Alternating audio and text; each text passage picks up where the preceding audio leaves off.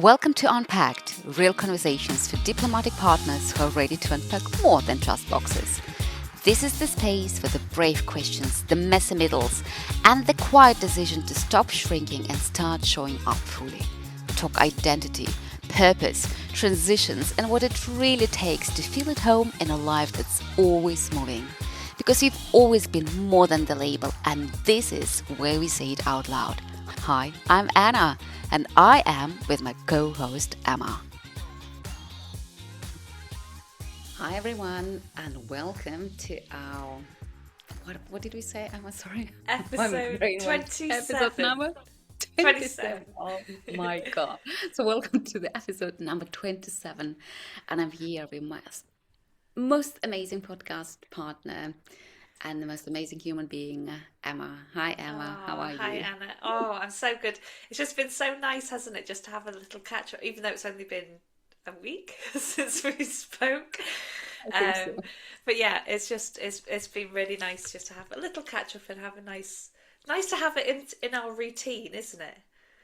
To see each Exactly, other bit of regularly. routine and a catch up. Yes, obviously, because a lot of things are happening, and it's so interesting how the notion and of time is it's it's fascinating. So, right, we spoke exactly, I think, a week ago, but it feels like it was a month ago because so much has happened in the last week, right? Yes, yeah.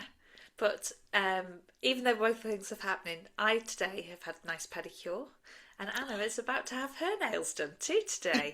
Exactly. Exactly. And I think, I don't know, some people may think, oh, that's they, it's, I don't know, right? Obviously, no judgment there, whether you do your nails or don't. It's Yeah. up to you. But I think for me personally, like, after this recording and another meeting, I have a haircut and I have a nail appointment. And for me, I don't know, that's me giving back and pouring into my cup. Yeah. Because when I have a new haircut, when my nails are done, I feel better. It makes me feel good. And I think it's important for us as spouses to really, see whatever fills your cup, just do it. It's not selfish. It's Yeah. not selfish at all. It's No. mandatory. It's non-negotiable because we all know we cannot give from an empty cup. Yeah. And I was when I went to the salon this morning, I was like, oh, I'm gonna do some editing of some like posts that I've got to do before, like to get ready, Mhm. and then I sat there and I was like, oops, I didn't charge my phone enough to do all of that. So I sat there and I just had half an hour, 45 minutes, and I didn't do anything. And that was just Amazing. glorious. It was glorious. And I think there is also a trap I think a lot of women fall into. We think like we really need to be productive. And I'm sitting there and Yeah, yeah, just yeah. having my nails done and I'm not doing any work. I don't know, not checking news, not communicating with people Yeah. on the phone. It's kind of time wasted.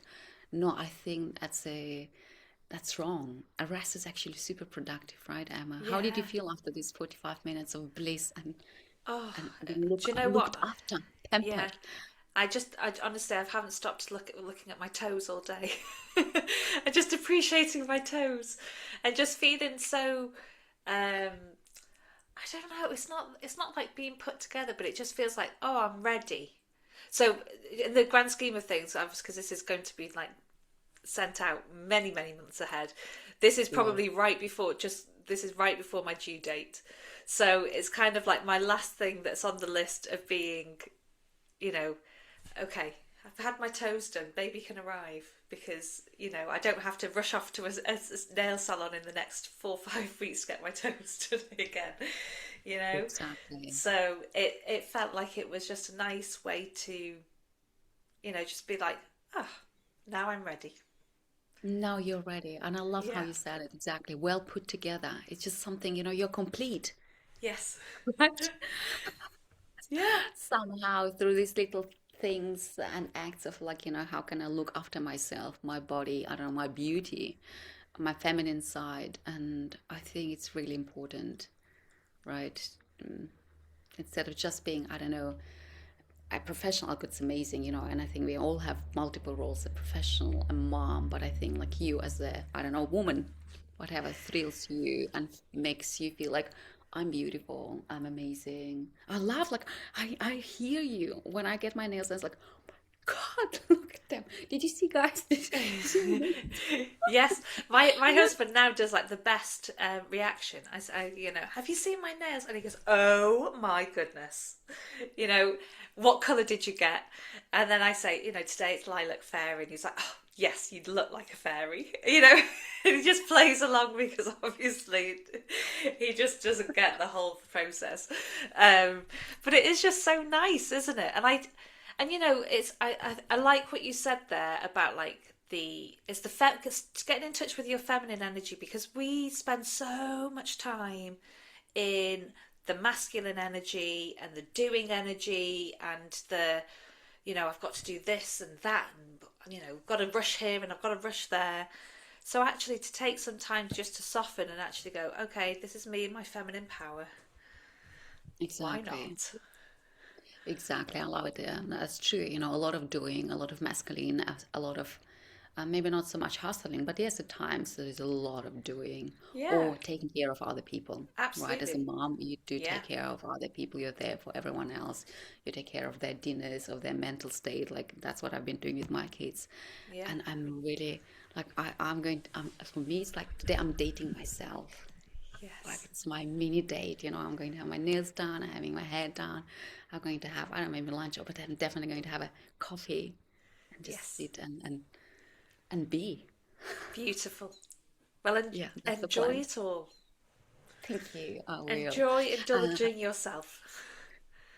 yes, I will really savor it because, it does not happen a lot, kind of in our situation. I know, yes, my kids are older and actually could be on their own, but we're in someone else's place. We're actually moving places tomorrow. It's very different. Like my kids need me more than ever. And I was thinking, we obviously this whole series you're talking about parenting and having kids and outsourcing, help. And I think it's definitely an important part of, being a parent because it's a lot of it's on your plate. And I think, when you have young kids, it's important to get help. It's also easy, because a lot of looking after your kids is physical. I don't know, from changing diapers, I don't know, feeding them. Obviously, there is this emotional component there. But I think the older the kids get, like teenagers, I don't think you can outsource it anymore. Who can Not be in this not this. emotional Wi-Fi, or like, the anchor, I'm calm, I'm steady, I'm here for you. What can I do for you? Like, where are you today? What do you want? I think only parent can, like, I don't know. That's what I was thinking yesterday. Yeah, it's very true, because it's there's definitely a physical. We talked about Maslow's hierarchy of needs, but in terms of that process of do I have a safe home? You know, do I have food? Do I have shelter? Do I have? Well, as you get older, luckily for many of our children, we're not in a position where um, we're living in poverty because of the privileges that we're given. Um, but at that next level, once they can fend for themselves physically, then it does become an emotional and a psychological need that you have to provide as parents too. Exactly. And Even more I so, think or like the reliance is just completely different. the reliance is completely different, and obviously going through a lot of uncertainty. I think that's when you do your, how do you call it? Do you say it over hours? No, I mean basically then you are. It's more to contain to just to be. I think really like I realize that if I'm present for my kids, that's when they thrive the most. Yeah, but and I think to give yourself to be able to support people emotionally and psychologically, that takes a lot of us live life on autopilot in terms of doing things, but to be there and be fully present for someone, that requires you to have your energy topped up, because if you're just coming from a scattered place or a busy place or an unpresent place, like, you cannot provide that level of care and attention that is required in that position.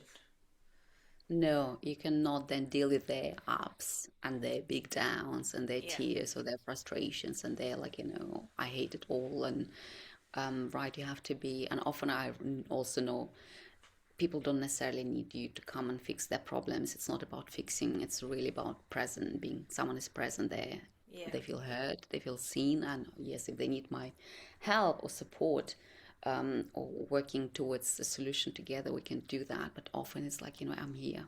How can I yeah, help you? How are you today? Let's go for a walk. I'm trying to have one-on-one time with my kids as well because that's when they can open up and share. So I see this is my kind of my biggest job at the moment. yeah. Like holding everything steady, and that's why I first need to be steady. Well, and especially with their dad not even being in the country, like that's even more. Mum, you need to be there for me all of the time because Oh, yes, Dad might be a exactly. phone call away, but he's not there physically to hold the space. No, no, no, exactly. You're the only holder.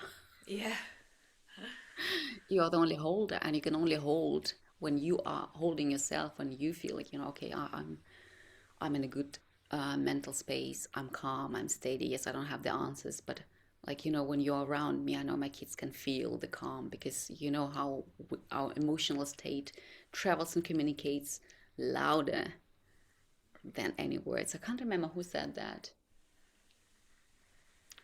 Who you are shouts so loud that I cannot hear what you say. yeah. I can't remember who said that. But I mean, one that there's always is that actions speak louder than words. Like it's Exactly. huge. Like you can everybody can feel the energy of somebody who isn't present. You know, if you're having a conversation and you can see that they're thinking about something else or they're a bit too busy and they're not Yeah, really, you pick up on that so easily, don't you? exactly. Yeah, Exactly. Absolutely. So, today we're continuing with this topic of parenting and having kids and living this lifestyle. And I think we've covered kind of all the stages more or less. And today we wanted to discuss the situation for those people who either have grown up kids, so maybe kids, who just went to uni, and those who actually don't have kids, yes. what it is like. And obviously, like my kids are still with me. I mean, my oldest will be going to uni very soon. Oh, So a big transition, right? So she's in grade 11. I have a child who is in a boarding school, so I know what it is like not to have your a child with you. And I think Emma, you also went through this stage where you obviously were post without kids and what it yeah. is like. And I know from friends, from clients, if you don't have kids, people assume normally, oh, that's so easy. There's even less to do for you. What do you do with yourself all day? God, people ask these questions. But it's actually, I reckon it can be challenging. Oh, it's very That's challenging. yeah. Yeah. So Should we Emma, do you start want to with that? start? Sorry, Yeah. exactly. Shall we start with that? I was, yeah. Have found because obviously I moved to Pakistan when you know, we were even just new to living together really as a couple then, and we didn't have children. And when I first arrived there, compound living, hardship post, there were, in fact, when I first arrived, not that there could have been, but no one that I was aware of. I don't think I knew anyone who was a young couple that were together and didn't have children there. So there were there was the cliques within the compound. So you had the young single officers, which Andrew was a part of, and then I stole him away from them. And then um, generally, then just jumped straight to families, or Mm. if they were couples, they were tended to be either older couples or maybe they're couples who maybe had children outside of the UK, outside back in the UK, or adult children. Mm. So when I first arrived, it really did feel like I didn't have anybody, Mm. and at that point, because Andrew had already been there for about a year or so, he'd already made his group of friends with all these young single officers. So I was going to like the dinner parties with the young single officers, and oh my goodness, all they did was talk about work. And they're all lovely people, don't get Oh, me wrong, I don't yeah. want anyone to be offended if any of these people listen, because some of them are really great friends and they also came to our wedding. But the vibe is different, isn't it? Yes, yes. They're just interested. They were just wanted to talk about what happened necessarily maybe in the office or what was going on in the world. And they would, if I'm completely honest, they would talk about like cities and places that I didn't even have a clue about, you know. So I had just to sit there and just nod And along, nod and smile yeah, politely. and just pretend that I knew anything about them. And I remember saying to Andrew, I feel so stupid. And then this is part of this whole idea of, Mm. especially for me, that comes back to my why I wanted to get into this, because I thought if I'm going to these dinner parties and thinking, oh my God, I don't know anything, other partners must also go feeling the same, and then your whole self-worth kind of comes down. And he was like, yeah, but if you asked any of them to talk about trigonometry, Emma, they wouldn't know either. So it's just the fact that they're interested and they know about it. So Andrew really did give me a huge boost at that time. And actually, this thing, that's just their interests, and it's a common interest because obviously they're all interested in politics and whatever's happening, you know. But it was an interesting period of time where I really struggled, I think, with my self value and my self worth. Very luckily and randomly, because obviously you don't know these things, soon after there were a few partners that came, or a few couples came, and they or didn't have children. Um, Mhm. and we actually became really good friends coincidentally, but also with the other families that did have children, I was more than happy to get myself involved and be very happy to listen and talk about their children as well as other Okay. things. Mhm. So I was lucky that I felt comfortable and confident enough to kind of dip in between different groups. Mhm. Um, and I think probably help because I am a teacher, having an understanding of children and teenagers, I think generally allows me to have that conversation with parents in a different capacity, or I can relate to them on a different level. So, Absolutely. that definitely helped me in that process. But one of my best friends that I made in Pakistan, um, actually, she had two young girls, and we bonded over yoga. So Oh, fantastic. it is amazing how I think sometimes it can feel very cliquey, can't it, a post? It can, But if yes. you can just keep digging and finding common interests and having those conversations to make yourself feel, maybe more vulnerable conversations to put yourself out there, you can find people who might not fit your demographic group of young single couple, um, and actually still find amazing friends. Because yeah, I think I've made friends with, yeah, the working officers, other young couples without children, with children, and then older couples who didn't have children at post either. So I've managed to get the whole broad range and had really fulfilling relationships and friendships with all of them. But it's not necessarily easy when you pigeonholed in that first few weeks or first few months. You've really got to put yourself No. out there. No, absolutely well done, Emma. And I think exactly, I mean, even if your mom is still a human being with your interests, and that's how, that's exactly what you just said, you bonded with with your best friend, a mom of two young girls, over yoga, and I'm sure she was happy to Yeah. have a friend, who also likes yoga. What I know happens a lot, and I hear it from those who don't have kids, that sometimes, let's say you go to a post and there'll be lots of kids, or almost every family would have a child, and then you don't, right? And then you go to the coffee mornings or gatherings, and all the moms would be talking about kids, Yeah. and he's sitting there. It's like, I cannot relate. And it must be hard as as a mum in that situation where sometimes, and I can imagine happens in generally coffee morning type situations. I see like the same things, like, oh, where are you going on holiday next, or where have you been on holiday, and it all becomes surface level. That also the surface level conversation is, I can talk about my kids all day because I know everything about them. Um, Of course. and Yes. obviously they are your pride and joy because everybody loves their own children, or wants to moan about them. It's one or the other. um, Mhm. and but I can imagine from a like another mum to mum point of view, I can imagine it's also a bit like, oh gosh, like, do we only just talk about kids? I don't want to talk about my kids this much. Like, what else Yeah. can we talk about? I mean, I don't know. Have you ever felt like that, Anna? Or Uh, I'm trying to remember. Um, I think it's okay to go through stages where you talk about your kids more. I think, like, you're about to become a mom, and I think it's okay to meet. I don't know. Do you have? I think it's important to meet moms going through the same, because then that's a shared journey. You kind of, again, it's like when you arrived to Pakistan, was going to those fancy dinners and felt like, oh my God, I'm fish, I'm fish, but I'm not in the water. yeah, What am I doing here? I'm in the yeah, desert.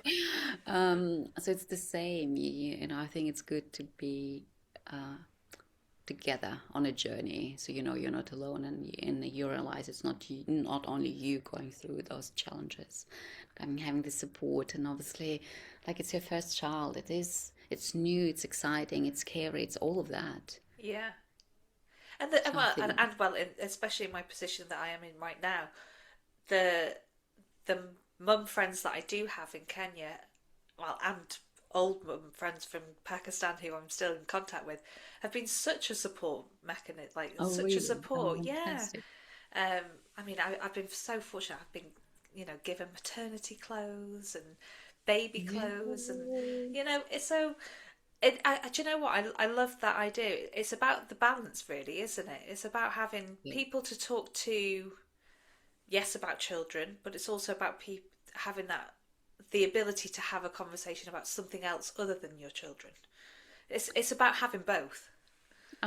Exactly. And I think, let's say, if you're a mom at a post and there is a childless couple, for whatever reasons, I think just be mindful and still kind of involve and integrate, them too, because it can be harder. I really think personally, when you move around, it's easier, becomes easier to make friends and meet people, especially if you're not in a compound, right? If you all live in Yeah, different locations, you don't see each other necessarily. Most friends and most amazing friends I've made throughout my journey were through schools or daycares and my kids. yeah, and So actually if you don't say, have that, yeah, and you are single, or I mean, no, not single, but I mean, you don't have kids and you're in a post, I think can be really challenging. yeah, and I think when we moved to Kenya, actually, that was even more of a challenge because at least with Pakistan, Andrew had already made the friends in the young single diplo, diplo crowd. Yeah, So then when we moved to Kenya, actually, he didn't fit into that group, and then we didn't exactly. fit No, into the no, family no. group. So we did find it very difficult. At first to meet people and to find people who we wanted to like socialize with, and not only that, I think families also think, oh, they don't want to be invited to the first birthday parties or the third birthday parties, but we were like, yeah, we do. So yeah, we've been to the children's birthday parties without having a child as well, Exactly. I which think was actually really nice. It was lovely. exactly. I think it's important to exactly take this into consideration, that if you don't have kids, it can be challenging. And it's good to exactly invite those people to, I don't know, kids' birthday parties. And they can always say no. Yeah. And it's just okay too. Yeah, but normally Yeah. we're pretty up for it because there's usually Yeah. cake. It's usually cake, and Yeah. it's opportunity to connect and meet people, and I don't know, get to know each other better. And obviously, it depends on the posting and where you are. But I think just in general, right, making friends, going out of your comfort zone, and yes, I think kids make it easier. Yeah. because often then you have a common topic to talk about, and if you don't, it's very easy to feel left out. Yeah. And then if we talk a little bit about the fact, and you're in this middle ground at the moment, aren't you, Anna? How do you find, if I would just speak about your daughter who's a boarder, how do you Mhm. find that long distance parenting? Oh, not easy, definitely. I mean, if it this were up to me, I'd have her right next to me. Yeah. Because my daughter started boarding when she was 13. And right, yeah, you had your daughter with you all the time, and suddenly she's gone off to a different country, really far away on the other side of the world. Huge time difference made Yeah. it challenging, really challenging, because when a child is in the boarding school, their day is really structured. Like, everything is it's like a clockwork, right? Breakfast at this time you have your dinner, and this time you do your homework, and then at 9 p.m. you hand in your phone, or 9:30. So they have their phone with them for a really limited amount of time during the day, which is good. It's not me fighting with the kids like, no, get on your phone. Yeah. But if I'm 9 hours ahead of her, sorry, behind her, it's not easy for me to connect, because then I have this small window of opportunity to actually get in touch with her. It's, let's say, my 11, her going to bed time, more or less. And by then she's often exhausted, Yeah. too tired, doesn't feel like talking to me. So I felt like having proper conversations and connections. I've been connecting beyond, I don't know, day to day and mundane and practical. Like, really having a proper conversation is not easy, because you cannot orchestrate it. Yeah. You can schedule a call, but it's a teenager. She will not sell it, like, it depends. Yeah. It's very true. And have you like put any like routines, or I'm just thinking like things like birthdays, or I don't know, like certain milestones or certain celebrations where you do things like you have a new family routine to make sure that she's involved in some way, or have you created anything like that? Um, Again, with birthdays, often she would not be able to participate in the cake cutting even over the phone, just because of the time difference. Yeah. You cannot do that. Obviously, it's recording the videos and messages and being in touch. And often, I would text her daily, hey, how is your day going? Or how are you? Obviously, now for me, it's easy. I'm in the same time zone. My morning is her morning, and vice Yeah. versa. Yeah. It makes it really easier, because they say, Mom, I need this, or can you help with that? Because when you wake up to those messages, or it's just it's difficult really bridging the time zones, and having the connection. And what I find, obviously, like, I'm so excited she's coming here next week. Yeah. Like, really, I'm counting this. I'm so excited. And it would be the same, back in Lebanon. It's like, oh, Sophie is coming. Sophie is coming. Yeah. Sophie is coming. It's like, I would start asking her, hey, what do you want to eat? What Yeah. do you want? Like, let's make the menu. Because I really want to, for me, cooking, it's also how I share my love and appreciation for people in my life. And then when she arrives, it takes a couple of days for everyone to adjust. It's different. For her, Yeah. kind of, it's this, and it's probably because your husband just came right after not seeing each other Yeah. for how long. It takes a couple of days, right, to Yeah. kind of find your bearing again. I don't know, like, Yeah. slot in, like, It does take a little bit of time to get into your groove and just to catch up and figure out what's changed. Even if nothing's really changed, but it has changed, hasn't it? Because everybody's developed in some way. Um, exactly. their desires or their needs or wants might have changed slightly, or they've had some sort of experience in the last month or 2 months that has slightly meant things that are different.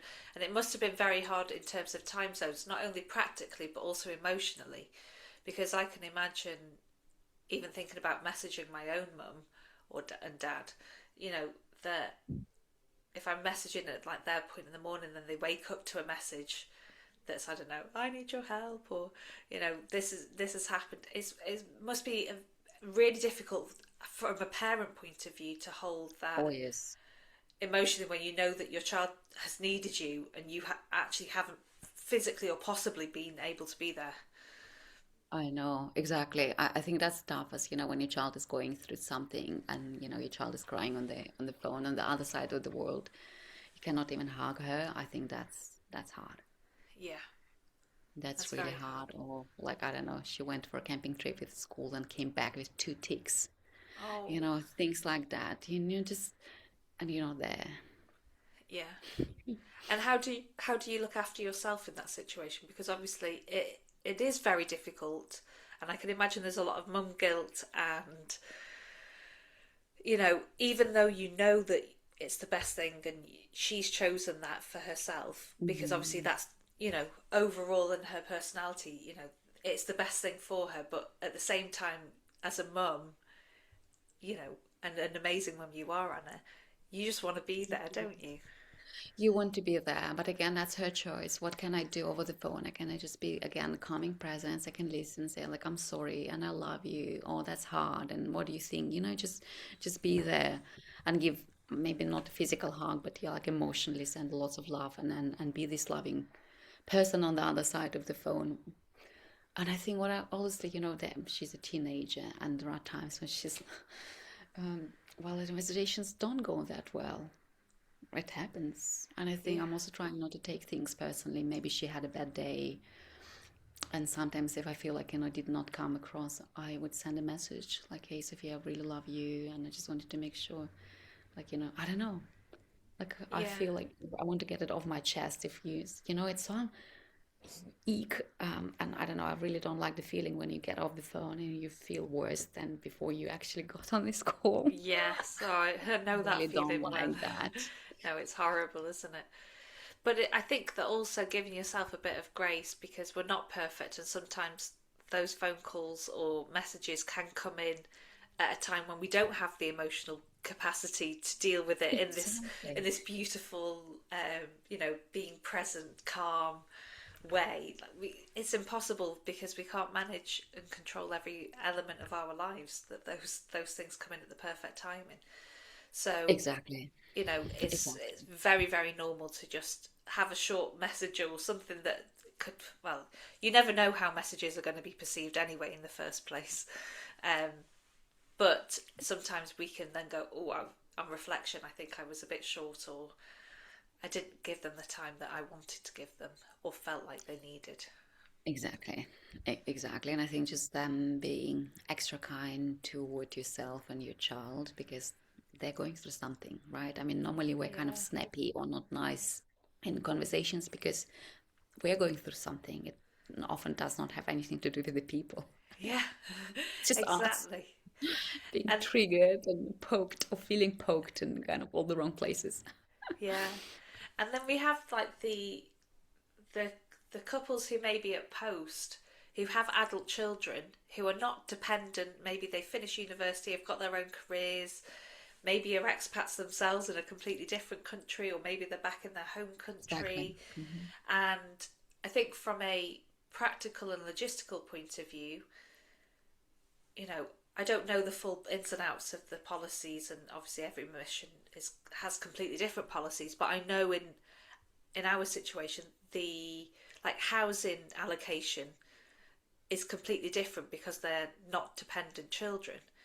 And then Mm. if you then wanted to have your children, all your children and all your family together over for Christmas or summer holidays or travel, actually it can become pretty, well, it's impossible to host everybody. Or, you know, a lot of people where we live have, if they have, say, two children and then they bring their partners, maybe there are grandchildren, all squeezed into a two-bedroom flat.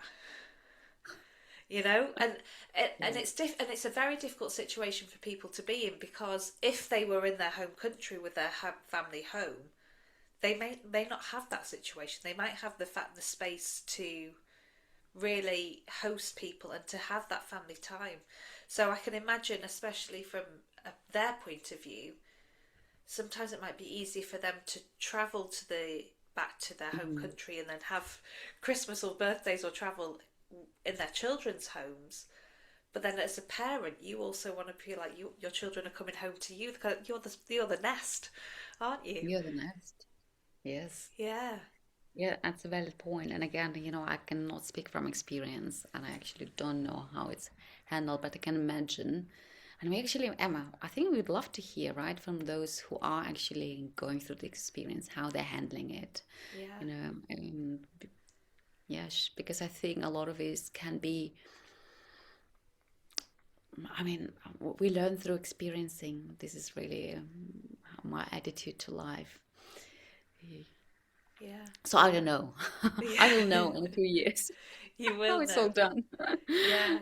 But I mean, even thinking about it from my own point of view in terms of how much I rely on my mum and dad, you Oh, know, yes. and being away overseas, in the opposite sense, yes, I've chosen this, but yeah, you do rely on them in that same emotional or psychological way that you do still as a teenager or as a young adult. The conversations might be different, but you still rely. Yeah, you still pick up the phone and say, "I need to talk to you about work," or "I want to talk to you about this," or "What do you think I should do about this?" And Yeah, it's still the same. exactly.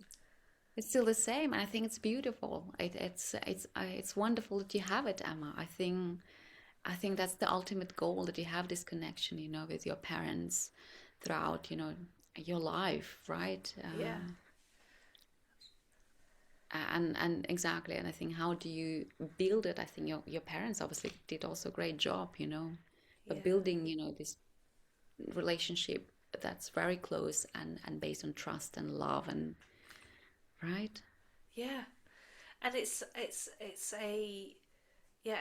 The whole thing is very difficult, isn't it? Because always as a parent, you always want to be there for your children.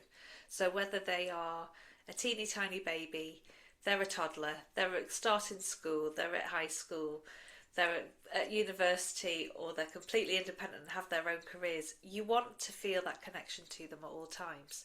So, Anna, as if we said that one final bit of big advice or nice bit of advice, I'm now trying to think of a really good Look, question. okay. Oh my God. Um, No pressure.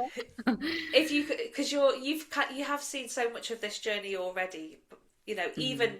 the fact that, oh yes, your children aren't independent in the sense of university or careers yet, but you have that experience of having a long distance parenting. What would be the biggest advice that you would give to another mum or dad starting either at the beginning or in the middle? What would be the best advice that you could give them? Um, Parenting through distance, I think, really be very patient, be very kind, don't take things personally, and just, it's an evolving thing. When you start, you probably haven't done it before. It will take some time to figure out, oh, this is working. Oh, shit, sorry, this is really not working.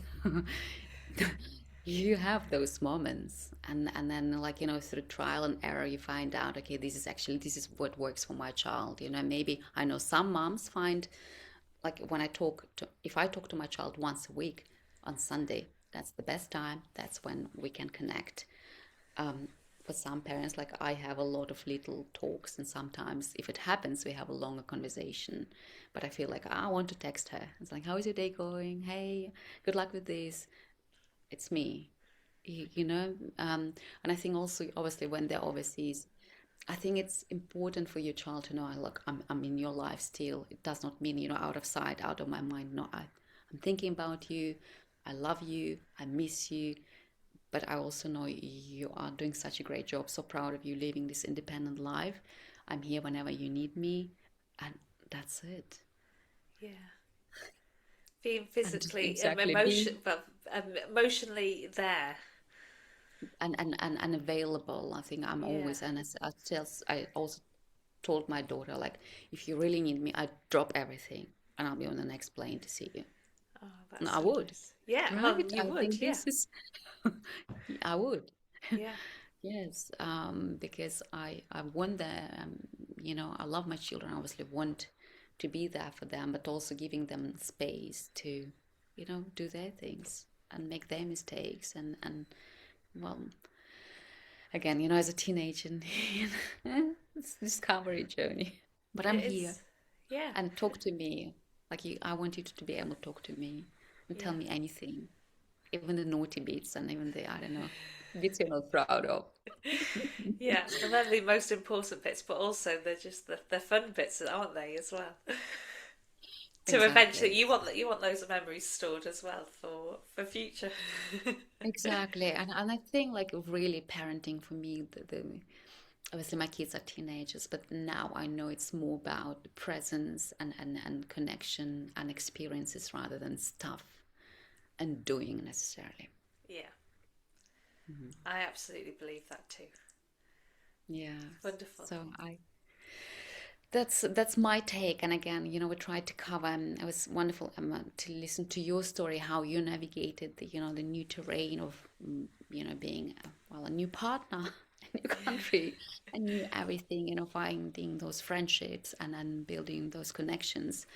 And we know it's like, you know, having kids, not having kids for whatever reasons, you know, it's just it's different. And then having grown up kids, yes, it's like, you know, it's ever changing and evolving journey of life, and we're just always doing our best. It's never Yes. perfect. It's always our best in a way. Yeah, always. And I think that's what we have to give ourselves a really big pat on the back for, isn't it? Exactly. We're just doing our best and making the best out of a situation that we possibly can. And I think keep showing up. Yeah. Like, you know, it's just, you know, for your kids, even if you think it's not perfect and that's not working. Because the thing is, you know, they are changing, we are changing. That's why it's not like, oh, now we've sorted it out, we worked it out, that's it how, like, you know, now we're kind of, we can sit back and relax. No, Yeah. it's never like that. It is never like that. But I'm so, so, so thankful that we've managed to do all of this in such a perfect time as I'm about to start my parenting journey. Here Um, you go. so I'm very excited, and I can't believe that we've we've managed to cover so much in this parenting whole series, from pregnancy, babies. We had Shannon on here. We've talked about teenagers. We've had Alina, and now we're You. wrapping up with long distance parenting. I wonder where our journey will take us next. Um, Oh, that's so right. But Emma, so we are going to tell our audience, right, that they know we've batched this podcast because you have something more important to do than I think I just need to recording be a bit podcast in the more, next few have a bit weeks. more sleep between now and then. More sleep, more exactly, like, you know, soaking in, you know, the motherhood and everything it brings, you know. It's kind of it's Yes. a new journey, new adventure for you. But when we are connecting, I think Emma, we're going to have our aren't we going to have our celebration? Because by Yes. then we've been recording this podcast together for 1 whole year. Yeah. We're recording this at the end of March, and then when we come back together, we'll be in June. So much will have happened, and we'll have such a big celebration. Um, yeah. So just yeah, thank you so much. And if you've enjoyed this series, please do share it with a friend. I know there's so many expat and diplomatic partner groups out there, and it will does mean the world to us every time you share or mention the podcast and share our names. It does a world of wonders. So please do keep on sharing. And Anna, if we wanted to get in contact, where do we find you? Not just a spouse on Instagram, my first and last name, Anna Skorobogadova on LinkedIn, and I have a website also called Not Just a Spouse. How about you, Emma? I am at the Zesty Life, and I have my email and my website in the show notes. And as we are having a big break, for in terms of recording, if you have any ideas or anything you would like us to talk about as we go into our second year of recording, Oh my God. please do share. We have the oh my gosh, I can't even speak. An anonymous link in the Yep. in the show notes, or you can just get in contact with us directly. We'd love to hear your feedback, anything that you've loved, Yes, anything that you please. want us to do differently. Please do just change. It's all valuable to us. Absolutely. It was such a pleasure, Emma. And well, we're going to see each other in a few months. Yes, But I'm here. I mean, I want to know when the baby's there yes, and how it's all going. And well, giving you a very big hug. oh, thank you. And, Yes. All the best. For all of the best. And you too, Anna, and I hope everything... Well, we'll see where you are in a few months' time. I wonder whether you'll be Exactly, that in would be Australia, or are you not going to be in Australia? We will find out. We'll find out, exactly. So stay tuned. Yes. All right. Bye, Then, thank everyone. you. See you later. Bye-bye. Bye. Bye.